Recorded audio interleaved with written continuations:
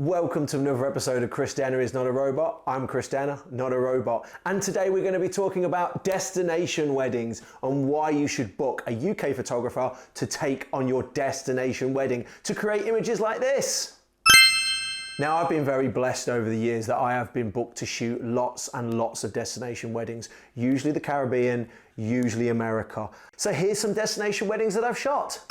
The way it works is UK couples book me because they like my portfolio and they love me. They say to me, Chris, we're getting married in St. Lucia. Chris, we're getting married in Riga. Can you come out and shoot the wedding? And my answer is always a massive hell to the yes. Of course I can come out. Destination weddings is always an adventure. So what I like to do is travel as light as possible. What I tend to take kit-wise, just for you photographers out there, is 2 camera bodies, 4 lenses. I take a 25mm lens, a 35mm lens, a 50mm lens, and an 85mm lens. I also take a flash gun. I also take all my flash accessories, be it modifiers and gels, and I also take a trigger to create images like this.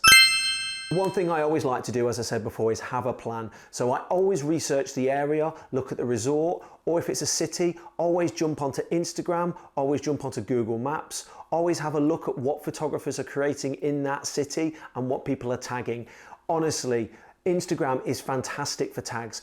Daniel and Laura, I hope you're watching this because I absolutely loved every second we spent together. You're both just amazing people. I'm so lucky that you chose to work with me.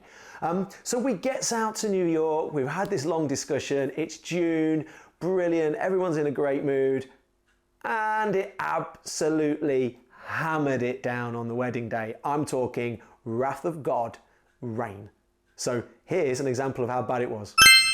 We were really up against it. We really did have to expect the unexpected, but the couple dealt everything with a smile on their face. We got them married and then we headed out to Brooklyn where we'd done some research online. Again, this is where Instagram and Google Maps came out. We'd actually planned where we wanted to go. We were actually able to go into Google Maps and have a look at the graffiti on the walls and actually plan a route. So imagine this, it's the wedding day, it's hammering it down with rain. We're in a cab tearing through the streets of New York trying to find these locations.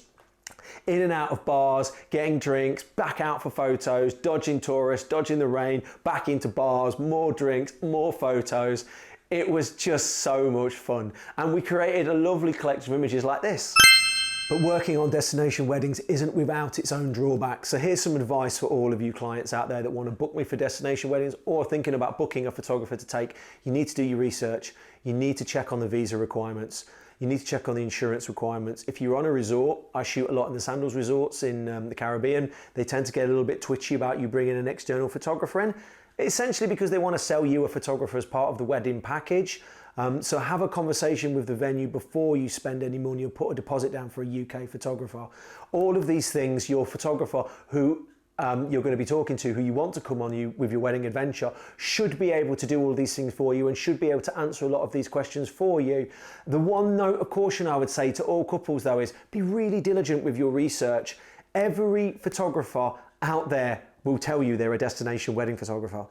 Every photographer wants to go and shoot abroad, and why wouldn't they, to create images like this?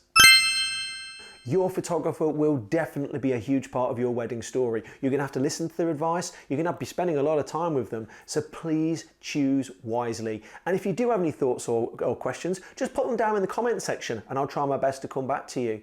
So there we have it. That is my guide to destination weddings using Laura and Dan's New York elopement as an example. Next, we're going to be talking about one of my absolute favorite things to photograph at a wedding, and that is what we call a first look. That is essentially where a bride or a groom have a first look at a very, very important family member. And we're going to be talking about this image specifically.